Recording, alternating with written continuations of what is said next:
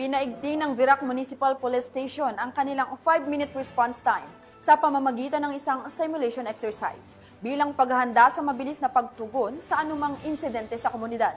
Patrolwoman Carmela Panganiban, ibalita mo.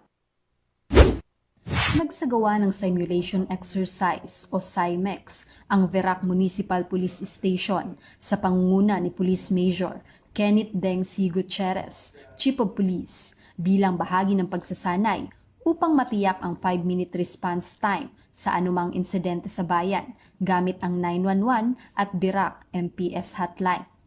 Dinaluhan ng nasabing aktibidad ng iba't ibang ahensya ng pamahalaan. Layunin ng SIMEX na mapalakas ang koordinasyon at pagtutulungan sa pagitan ng PNP at mga katuwang na ahensya upang masiguro ang mabilis, sistematiko at epektibong pagtugon sa oras ng emergency o sakuna. Sa pamamagitan ng ganitong mga pagsasanay, ipinapakita ng PNP Virac ang kanilang buong dedikasyon sa maagap na aksyon at pagbibigay ng mataas na antas ng serbisyo at proteksyon para sa kaligtasan ng bawat mamamayan ng Virac.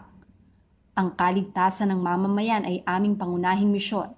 Sa tulong ng ating mga katuwang ng ahensya at komunidad, sisiguraduhin naming walang maiiwang hindi na proprotektahan. Yan ang pahayag ni Police Major Gutierrez. Mula dito sa Legazpi City, Albay, ako ang inyong PNN correspondent, Patrolwoman Carmela Panganiban, alagad ng batas, tagataguyod ng Balitang Pulis.